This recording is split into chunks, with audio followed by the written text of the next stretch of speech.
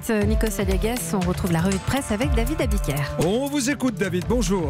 Bonjour Céline, bonjour à tous et bonjour Nikos. Ce matin dans vos journaux, c'est la sécurité routière et la sécurité de l'emploi qui sont mises en question. Alors la sécurité routière évidemment avec le débat sur la limitation de vitesse à 80 km/h. Tous vos journaux régionaux, ou presque, font la une sur son bilan positif. Et la Nouvelle République pose la question. Le bon bilan défendu hier par le Premier ministre sauvera-t-il la mesure? La Dépêche du Midi a son idée. On s'achemine vers un 80 km/h à la carte. Libération, qui je le rappelle est lue par des gens qui font plutôt du vélo et qui ont un usage modéré de la voiture, est plus radical. Ralentir ou mourir, il faut choisir. Ça, c'est pour la sécurité routière. Pour la sécurité de l'emploi, c'est un peu pareil, nous expliquent le Figaro et les Échos. Pourquoi les patrons ont-ils quitté les négociations sur l'assurance chômage? Eh bien parce que le président leur promet de payer un malus s'ils dépassent non pas les 80 km/h, mais un certain nombre de salariés précaires dans le personnel. En clair, les élus et les gilets jaunes ne veulent pas de limitation de vitesse en l'état, et les patrons ne veulent pas qu'on leur impose une limitation des précaires à l'embauche. Sécuriser la route et sécuriser l'emploi, c'est compliqué ce matin. C'est compliqué parce que c'est aussi très politique, David Abiker. Démonstration par Cécile Cornudet dans son édito des Échos. Écoutez les gilets jaunes et les doléances des Français, dit-elle, conduit à se pencher sur le sentiment d'injustice d'un côté et à nuancer le discours pro-entreprise de l'autre.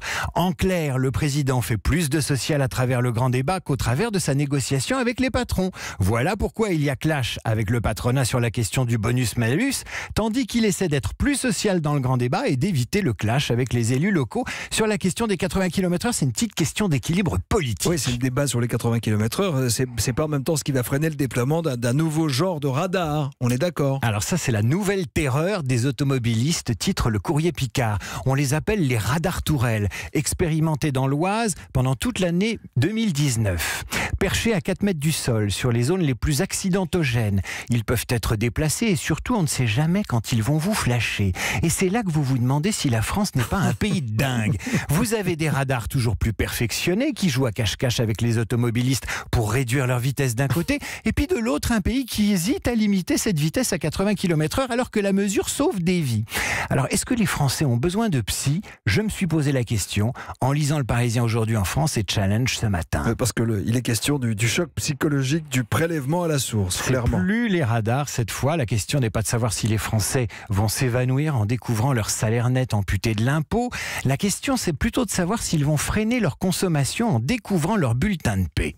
Pour les économistes dans Challenge, ce qui compte, c'est le revenu réel. Les Français vont sans doute épargner moins et peut-être consommer plus. Ça pourrait être un des effets positifs de la réforme. Le Parisien aujourd'hui en France est encore plus optimiste. Entre les Français mensualisés, entre ceux qui découvriront que payer l'impôt en 12 fois, c'est pas si mal, et ceux qui se diront finalement on fait comme beaucoup de pays européens, dans quelques mois on aura peut-être oublié que le tiers provisionnel existait. Alors la mise en place tranquille du prélèvement à la source, il fallait peut-être pas en faire un fromage. Ça sent la transition. Exactement. Vous l'aviez amorcé tout à l'heure. Oui, j'ai été un peu lourdingue, mais enfin je suis obligé de faire des transitions, donc j'ai choisi celle-là, ça sent la transition et le fromage. De Gaulle disait comment gouverner un pays qui a 258 variétés de fromage. Aujourd'hui la question c'est plutôt comment exporter notre fromage français. C'est le dossier d'Alternative économique où l'on apprend que nous exportons moins de fromage que l'Allemagne et les Pays-Bas, sans doute parce qu'on les mange. Vous apprendrez aussi que le fromage d'appellation d'origine protégée le plus vendu est le comté. Plus de 50 000 tonnes par an. Moi j'aurais dit le camembert.